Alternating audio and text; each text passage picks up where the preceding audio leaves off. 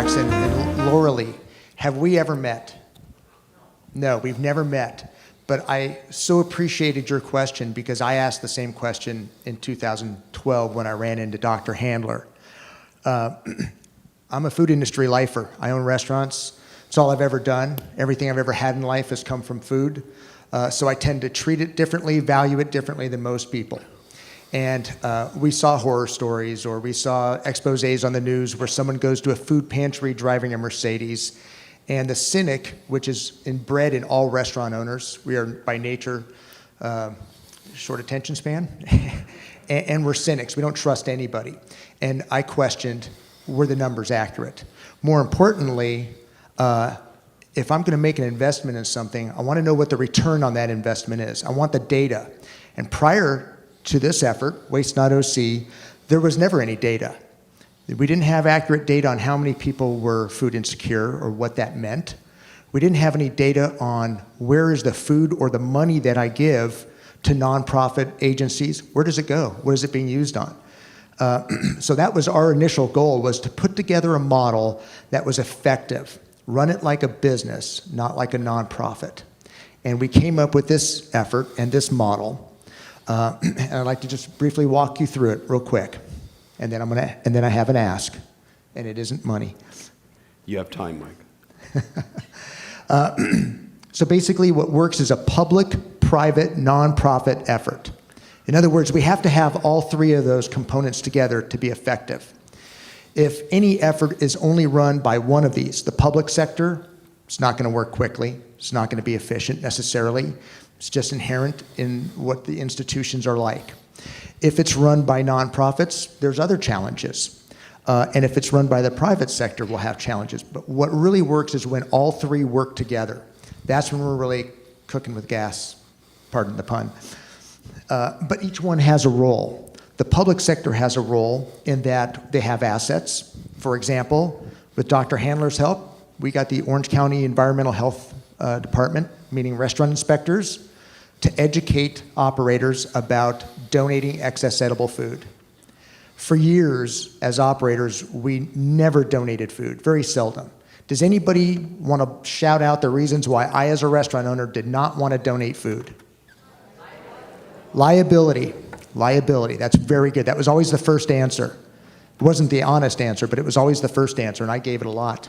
What's the other answer? Anybody know? Too much trouble, that's very good. That's also a factor. Distribution, yep, effectively getting that food to where it needs to go. And there was another one that I didn't realize. We all knew it, but I didn't realize how prevalent it was. And that is, we're all companies and we've spent a lot of money and time and effort building our brands. And it wasn't that we didn't want to feed people. By nature, we hate throwing food away, again, because we value it differently. But we didn't donate because we weren't confident that that food would be handled correctly, and we were scared to death that somebody was going to get sick from that. Liability really wasn't an issue. There was a federal law passed in 1997 that allowed for liability protection. So it really wasn't the liability, it was the brand protection. One perfect example is we went to the Angels baseball. And we had a location at the stadium for years. Our restaurant did catering for Major League Baseball in the clubhouses there. So we felt comfortable going to them and asking them to participate.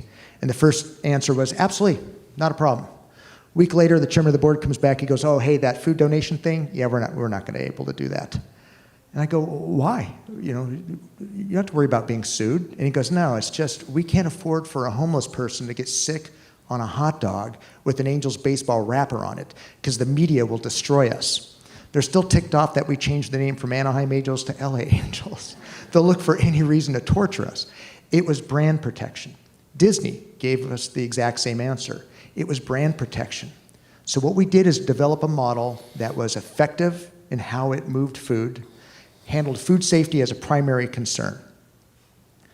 This is in essence the coalition model that we've come up with. We look at it as almost an umbrella. And that is, we work as the frame of the umbrella, our coalition, meaning we don't compete with anybody. We work with all these 500 plus nonprofit organizations in Orange County that feed people. They are all doing the best work. They are the foot soldiers that feed people. But we help them, we shelter them, and we help augment what they do by bringing in other partners and participants. So we, along with the public sector, have a role to play. You'll see environmental health inspectors, as we mentioned, the food banks and the food pantries that do the work, the food industry. So for years, we're trying to solve hunger, and we pretty much ignored the food industry. We didn't speak the same language, and then we wondered why they didn't respond to us. So we look at healthcare providers as another example. What we're providing are solutions for and cost benefits. Because again, I as a restaurant owner, okay, charity is great, and there's a time and a place for it, and we can afford a certain amount. But if there's a cost benefit, I'm more interested in participating. And I can also justify participating. And then waste haulers were critical for us because most of this excess food becomes waste. Everybody still with me? All right, thank you. You've gotten further than my family usually gets. This is what we do. Two elements to this, the food recovery side of it and the food insecurity side. So we'll start on the left. We're going to work with the food industry in basically getting them to donate food, identify where available food is, and be able to get that food to where it can serve people. The way to do that is by providing food safety, the next item on there, best practices. So for example, of those 500 nonprofit food pantries, sounds harsh, but many of them need to go away. Not because their hearts aren't in the right place, but they're reliant on volunteers, first of all, and they are not food service professionals. So many times we're compromising food safety, public health, when we are trying to do the right thing. What we tend to do is provide them with the expertise, the experience, the equipment, the ability to improve their capacity and be more efficient and effective in what they do.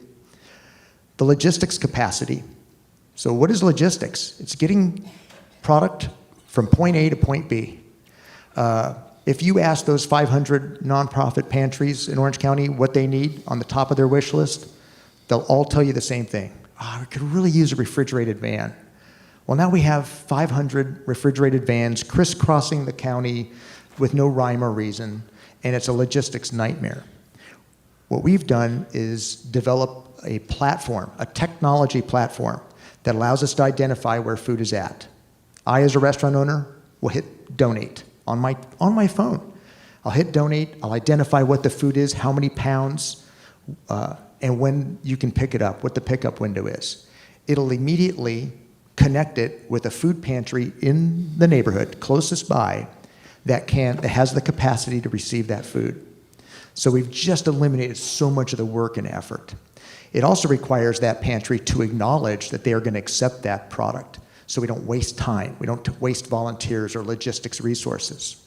And now we get that food from point A to point B, and we track how much it is. We get data, real data. We know how much food has been recovered, where it's going. The other element of this logistics capacity is who's going to deliver this stuff? Do we really need a refrigerated van? No. I just need 4 wheels. I need to just make sure that food is safe. And we have the technology, we have the ability through food recovery materials, basically insulated containers, to put food in it and get it 20 minutes away, 15 minutes away to a pantry that can receive it and hold that temperature, hold that food in a safe manner. That's really the critical component. Great story. Dr. Handler and I had a meeting with someone as a request, as a favor, to meet with Yellow Cab. And I remember both of us going, that's an hour, we'll never get back. I don't know why we're doing this, but hey, it's a favor. Let's go talk to Yellow Cab. And Yellow Cab comes back and they say, well, you know, with rideshare now, nobody hails a cab anymore. They do contract work. They do contract work with senior centers, airports, et cetera. But our cab drivers are independent operators. And there's lulls in their day, downtimes. And one of them are mid-afternoon, mid-mornings and mid-afternoons. Mid-afternoons. That's when schools are out. That's when the school districts and all these schools had excess food that they were willing to donate. So we started using Yellow Cab. Their drivers are Department of Justice screened. They can go onto a school campus. The drivers do not touch the food. The nutrition staff at the school comes out, loads up the food in these thermal containers, puts it in the vehicle drives it 3 blocks to an after-school program where that pantry staff who is trained unloads the food. That's a logistics solution, and that's how we kind of augment what we do and how we get food around. Technology, as I mentioned, that platform, it's critical. How are we going to ask for funding? How are we going to try to demonstrate what we do if we don't have data? Prior to us, did anybody ever donate an old sofa to like a Goodwill or something? Okay, did you get a receipt and was it blank? It's creative writing. Well, how are we going to get someone to fund a program or see the value of it when the data is garbage? It just wasn't accurate. This allows us to actually track on 2 locations who's donating it and who's receiving it, and they weigh the product. We know exactly how many pounds. How many pounds are we diverting from the landfills? How many pounds are we keeping from throwing away? That was the critical component. Let's jump over to the other side, food insecurity. As Doc mentioned, food insecurity screening was huge. And like Lowry, that was critical to me. For a doctor like Dr. Handler, it was important because they knew who was food insecure. School nurses knew who was food insecure. They had no course of action. Until that person became symptomatic, they had nothing they could do about it. The pantry map allowed us to give those doctors, those medical care providers, a solution. Here is a source for nutritious food that will help you. And it was a course of action that could be done that was didn't involve a prescription. There was no cost associated with it, but it was a tangible solution. This insecurity screening questions typically best handled in the privacy of an examining room. So for example, Lowry asked that question, how do we know if that number is accurate? Because we're asking these students in their health checkup when they go to the, into the university, or it's now on every college campus. And in the privacy of an examining room, people will give an honest answer. And they'll tell you, well, and food insecurity, just to define it for you, know exactly what we're talking about. It may not mean missing a meal completely. It just means that that college student who has a credit card that their parents provide for them, and when it runs out, they're out of food. So they are going to, the convenience store and getting chips and salsa, and that's their meal, or top ramen, something that's not healthy, that does affect their overall health. That's a big part of it. More importantly, we found that, and I was one of the ignorant ones. I was the first to admit I was so ashamed of myself because I'm in the food industry, and I didn't realize that many of the people I employ are food insecure. That's why they get jobs in the restaurant industry. Yet I couldn't identify them. Just as Dr. Handler mentioned as he opened this, do you know who the homeless people are? I thought I knew who the hungry people were too, and I was totally wrong. We have no way of knowing who they are. Many of them are seniors. Many people came here in Orange County in the 50s and 60s. They built a life, they have a house, they retired, and guess what? Luckily, our life expectancy has dramatically risen, and we've outlived our money. My mom ran out of money 4 months ago. Did a reverse mortgage, did everything we could, but we never expected her to live to be 91 years old. And what happens is many of these seniors, they find themselves eating the items that are part of the emergency food kits that we get through food banks, which is typically always non-perishable food. So you're getting canned goods, you're getting shelf-stable, and what do all those food items have? Yell it out. Salt, sodium. They all have sodium as a preservative. I am 57, so I'm technically a senior, and I can tell you I'm not supposed to have sodium. Yet if I'm hungry and I'm going to eat a can of green beans and I'm going to have something in a package, I'm making that decision and having to weigh, am I going to go hungry and not have anything, or am I going to sustain myself as something that's going to lead to other health problems like ulcerated legs, hypertension, etc.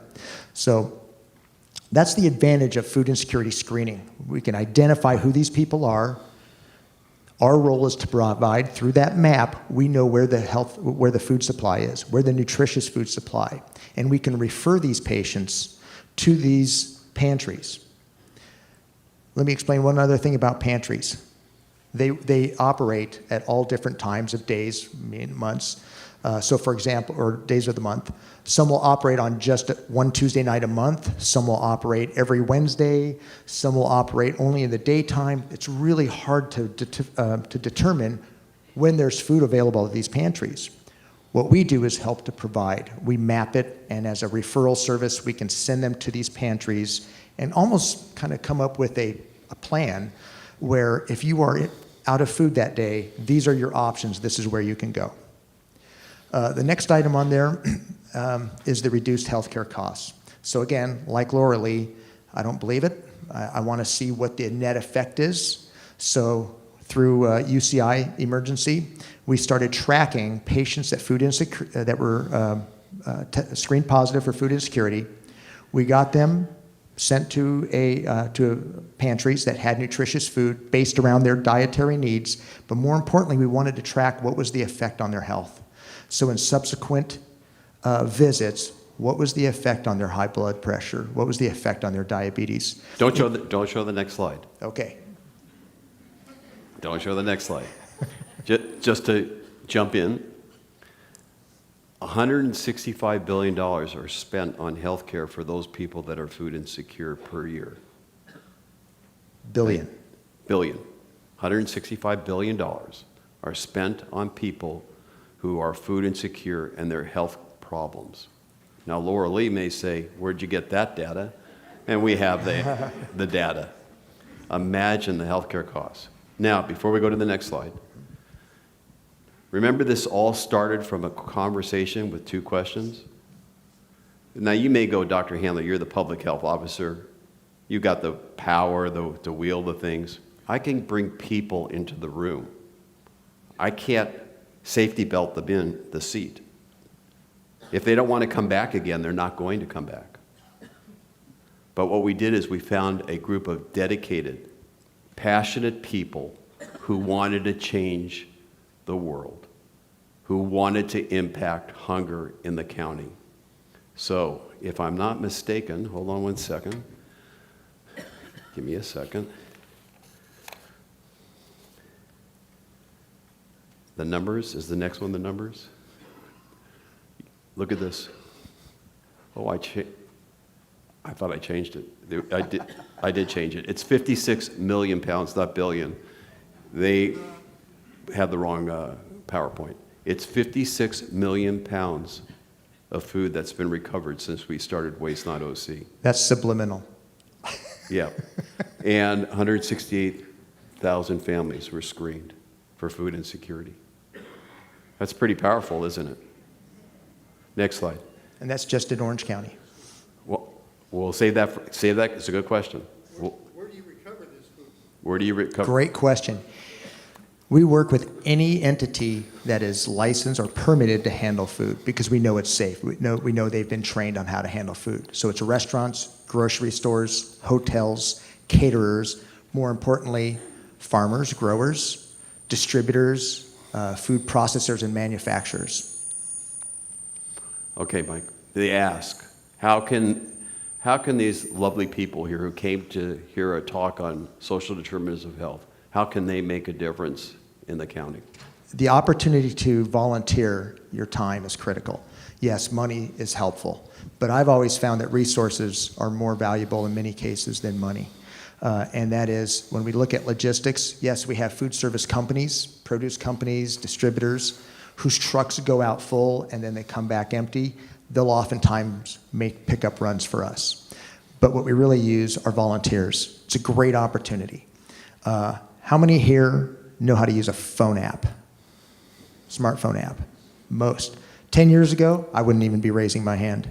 But the ability to sign up as a volunteer using a phone app means that when you have time, when you're bored, you can, on the app, you just log in as being active. And if there is a food run, it'll come to you, meaning the BJ's Pizzeria down the street has food to pick up and they want to take it to the senior center. Can you make that run? It's that simple. We provide you with basic food handling training, how to handle and store food correctly. We'll provide you with a thermal bag. It doesn't take up space. It's less space than a blanket. And then also a thermometer. So we are going to track the time and temperature And those are the two critical components of food safety, time and temperature. But that's how we can, everybody here, if you have time, you can go to wastenotoc.org. You can go to how to get involved, and you can sign up as a volunteer. There's a little homework, though. There's going to be modules on food safety. In other words, what do you need to know to safely get food from point A to point B? And then you're going to take a quick 25-question quiz. And if you get 23 of those 25 questions right, we're pretty confident you know how to handle food. And you are now active as a volunteer. That's how all of us can help out. But more importantly, one of the things we do in multiple areas, because this model is now being advanced all around the country. It's being adopted in Mississippi, Minnesota, Ohio, Texas, up and down the state of California. It's an effective model because it gets to root causes and it has outcomes, real data. It's not trust me. But what we really need is to look at, maybe some of you here are probably retired. Maybe you did something for a living for many years that would benefit us. Our board president for Waste Not OC is retired. He's a former supply chain and logistics executive. The guy wrote the book on supply chain and logistics for national food companies and international companies. And when we ran into him, he was kind of bored, wanted to do something. And he's brilliant. So sometimes it's what you've done, you know, your past experiences. Sometimes it's connections. It's, you know, so much of this is relationship based, and it's someone that you know who can help us out, like Yellow Cab, for example. So it's very simple to volunteer. We'd love to have that kind of help. It's critical to the program, and again, it's at your convenience. And then the last thing I would add to that is, the other way of volunteering is sometimes identify a pantry that you want to work with, that's near and dear to your heart. Maybe it's a Boys and Girls Club. Maybe it's just going to the food bank and sorting through food that's donated. There's so many different ways that you can participate. But the one thing we know for sure, Dr. Handler mentioned homelessness. If you mention education, I mean, you mentioned all these things that are those root causes of poverty. The one thing that is universal in that is we all have to eat, and that's what we have to do most often. Food is at the root of all of this. So much like the homelessness issue, if we get food to where the homeless people are, we're sustaining them for another day. But if we can get them to where the food is at, and along with that food, we have services like mental health counseling, drug treatment counseling, financial planning, transportation solutions. Now we're using food to get at those root causes and to improve their life and get them out of the cycle of poverty where they need to have help. It's the old saying, let's get them a hand up instead of a handout. Thank you. Keep that. So, Mike Leorakis, how long have you been the executive director? 3 years. 3 years. He has done a remarkable job. Let's give him a hand. Thank you.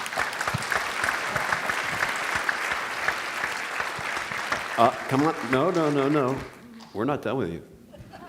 So you think he's really suave, debonair? I want to share that there's almost every day that Mike and I, working on this project, it's been absolutely magical. People come up to us and say, you know, we do this, we could help you with this. Do you need this? We've got that. But I want to share one thing with you. Mike is an incredible athlete and an incredible golfer. And I just want to share a magical moment that he had when we were meeting with one of the executives from CVS, because we wanted CVS to adopt a pantry. And instead of throwing away their things, giving it to a pantry. So we were on the golf course doing business. Go ahead, Mike.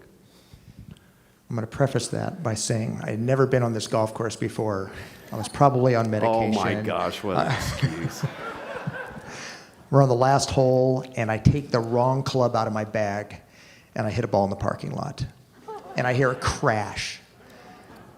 So we go in the parking lot, and there's my ball sitting on the top of a brand new Audi and the smashed window. So I go in the clubhouse, the pro shop, and I make a copy of my driver's license, and I leave it on the windshield. This is the 3rd of July. Happy holiday. And I get a call maybe 4 or 5 days later. I thought I skated by this, But I get a call 4 or 5 days later from a gentleman that goes, yes, we met through my windshield. So he informs me the club has insurance. If I can just cover the deductible, it'd all be good. So I send him a check for $200. And I get a phone call back from him. Mike, I know you. I know your restaurant. I eat at your restaurant all the time. And I go, oh, I'm sorry, I didn't recognize your name. Well, it turns out he is the president and CEO of the country's largest food brokerage company. And then he became a partner, and then he became a supplier. Now all of the brands that they represent started participating in food donation. And that's where that 56 million pounds came from. There's still so much more of it. But again, people have come in and out of this project over the years that you just shake your head and say it's just divine intervention or karma or something, but we couldn't draw that up. Thank you, Mike. So we're going to start winding down, but I want to give you a gift. I got a gift for you. All right? You don't believe me, do you? This is a free app that you can download onto your computer or onto your phone. And it's called Food Keeper.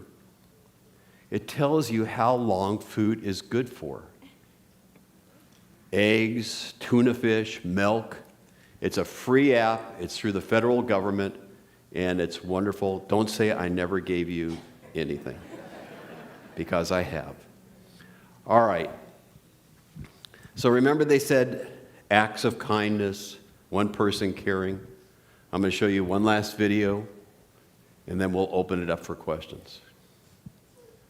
This video is extremely short, extremely powerful, and it's true. So when you watch the actors in this video, at the end, they will show you the actual people who were involved in this. So can we turn the lights down, please?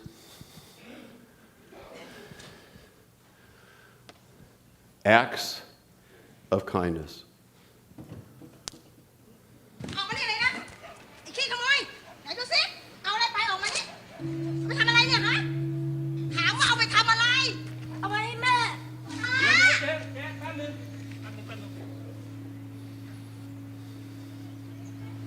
แม่ป่วยเหรอ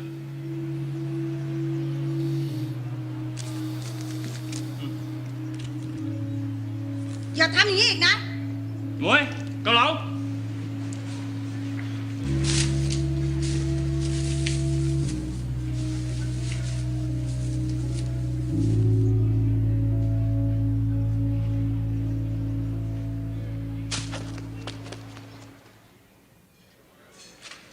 จอนั่งเลยครับนั่งเลยป๊า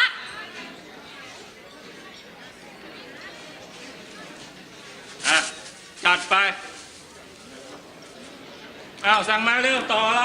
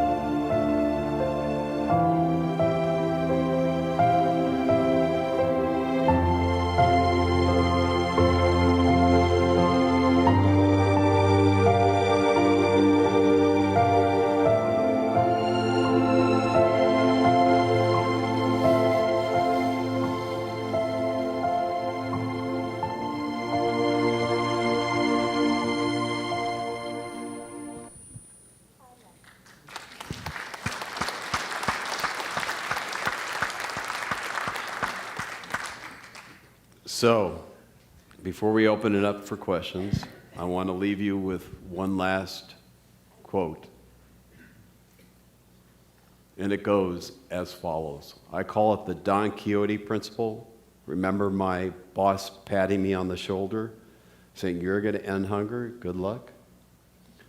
So many dreams at first seem impossible, and then they seem improbable. And then, when we summon the will, they soon become inevitable. Thank you.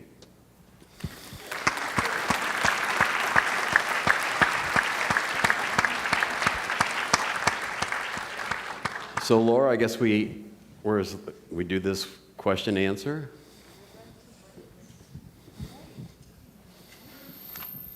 Hey, Mike, you want to come up here? Come on up, Mike. I commend you for starting this project. I've always wondered why there was so much wasted food from supermarkets, restaurants, etc. We've seen people going into dumpsters to collect things. That's not good. There's always been so much waste. Here in the village, they have collections for South County Outreach, and one of the classes I take does so too, and the senior centers feed people. I am not a hands-on person, but I do give money, and I encourage other people to do so too. But I think it's wonderful that you've organized this and finally something is really being done. Well, thank you. Appreciate that. Any other questions? Yes, go ahead. Yes. I'm from back east, and I'm sorry. Anyway, when we had people who needed food, they were only allowed to go to the pantries once every 3 months. So I'm wondering if there's a limitation on how often families can go, and or how much they can get, or something like that. It varies by pantry. Some pantries will have a limit as to how many times you can go through. Some of the school pantries, for example, at Orange Coast College, they can go through once a week, but they can take, I believe, up to one bag, so it's enough food to last them for a week. So it varies by pantry. One of the things our pantry map provides is some of those restrictions and limitations. My question is regarding quality. At the very beginning, how do you determine quality, and how is that decision made? Of the quality of the food? Yes. That's a great question. Great question. It has to be edible food. But what we found when we started this is we could recover. You saw the numbers. We could recover the food. What we couldn't do is maintain it. In other words, most of this food is end of life. So a lot of times what we'll do is we'll take this product, this food that's been donated, and we will repurpose it. So we've developed a network of food recovery kitchens, and they will take all this different product, produce from a farmer's market, along with turkey from a distributor, and they will make a turkey stew out of it. But the quality, first of all, the food has to be safe, and we explain to donors that the federal liability protection only extends to you if you are certain that that food is healthy or safe and nutritious. In other words, if you are donating something because you want the tax deduction and it's not edible, your liability protection is stripped, and now you're really risking your brand. Okay, next question. I wonder if it would be possible to go to local restaurants that we eat at and ask if they contribute to this. And if they don't, how to get them to you. Yes, that is huge. Absolutely huge. We go to trade organizations, service organizations. People always will also ask, and I say, look, as a restaurateur, I had nothing gluten-free that I knew of in my restaurant 10 years ago. You know, if someone asked for it, I felt bad. They had celiac. But the public is what I answer to. When someone wants to come and talk to me, if they're a customer, they get my undying attention. So that is the absolute time to ask them if they donate their excess edible food. In fact, I will be more than happy to send to you. We have bifold cards that you can drop off. But again, there's a cost benefit to that restaurant. So you're doing them a favor, and you're directing them to where they have resources.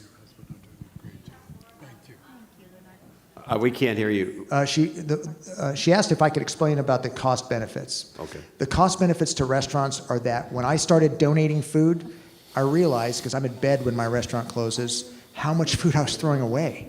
It allowed me to make production changes. I don't make as much food, I buy food differently.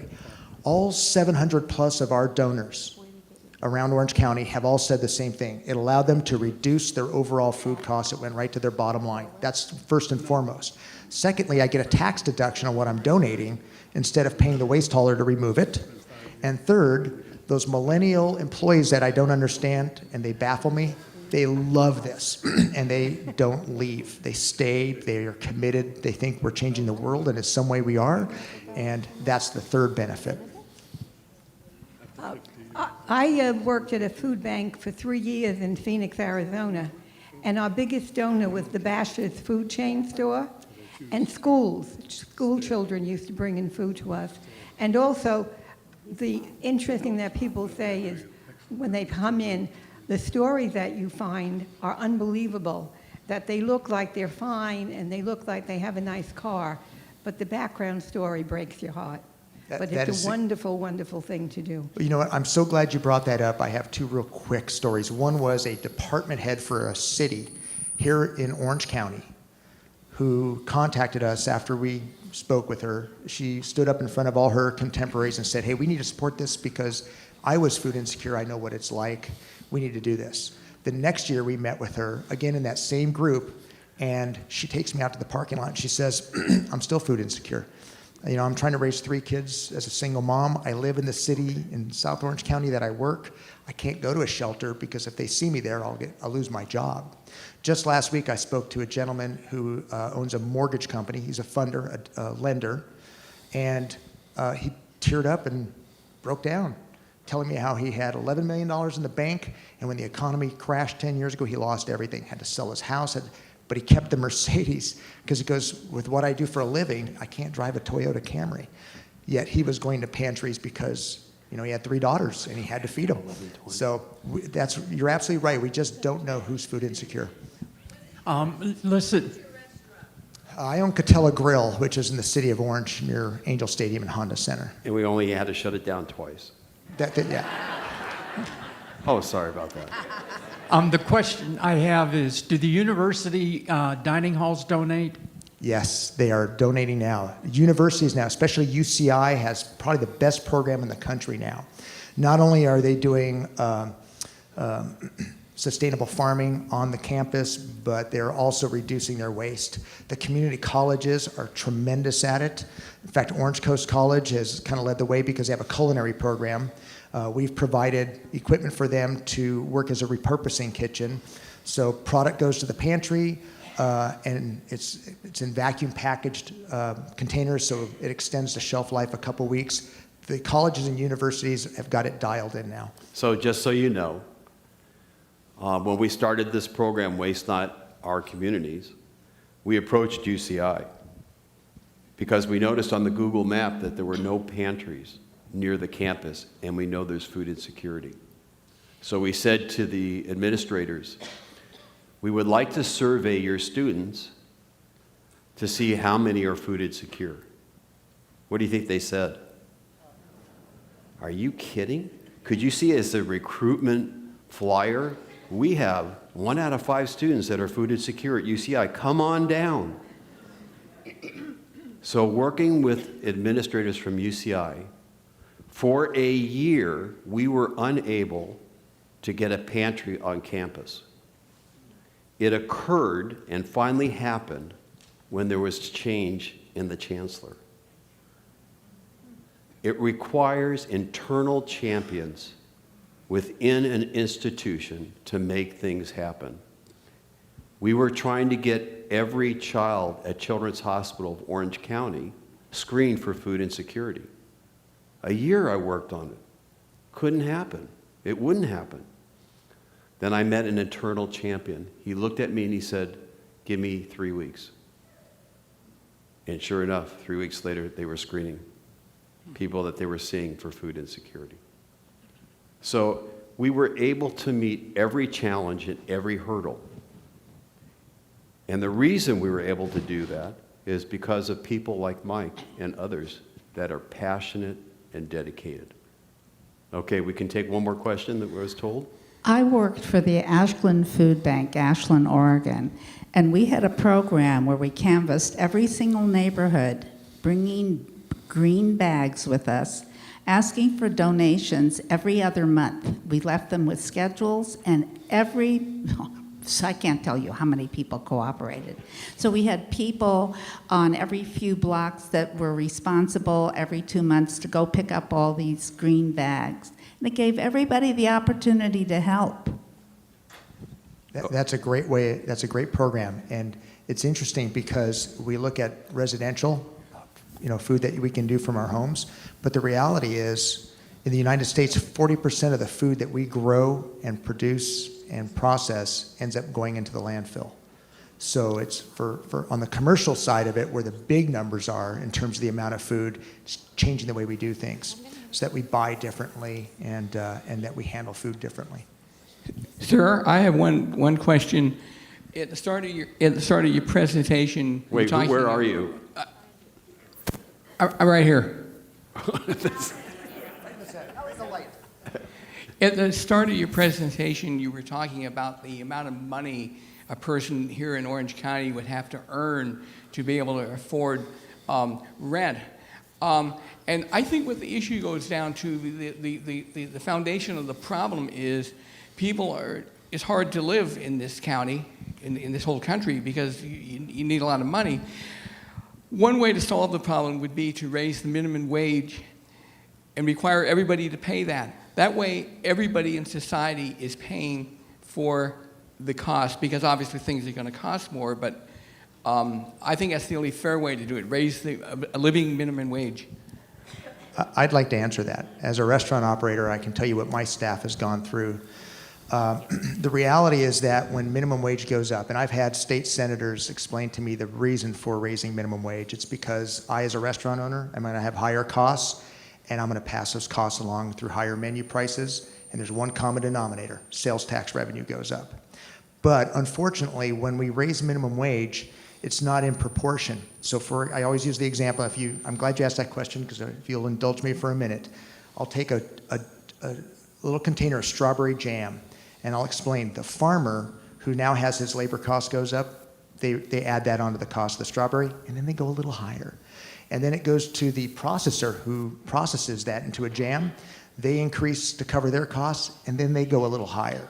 And then it goes to the distributor who drives it to my restaurant. They add their costs, they go a little bit higher.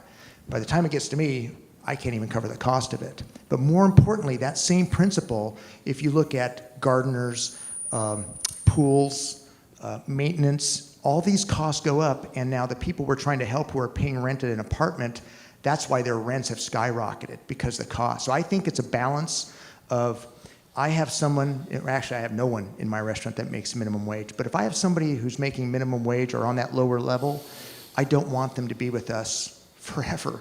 I want them to move on, to be able to make more money somewhere else, to do something greater. And that's why these food recovery kitchens are great, because we provide culinary skills training for at-risk youth, for people who are having trouble re-entering the workforce. The reality is that if I'm hiring a cook in my restaurant, that's at least $17, $18 an hour right now. If you're in the Disney area, it's $25 an hour. But these are opportunities that branch out into so many other occupations that are high-paying jobs in sales and marketing and risk management, et cetera. So I appreciate the question. I think really what we get to is that root cause of how do we control the cost, and how do we empower people to be able to be more successful through education and job training. And affordable housing. So, Laura, I think we're finished, and you've been a great audience. We give you a hand. Thank you.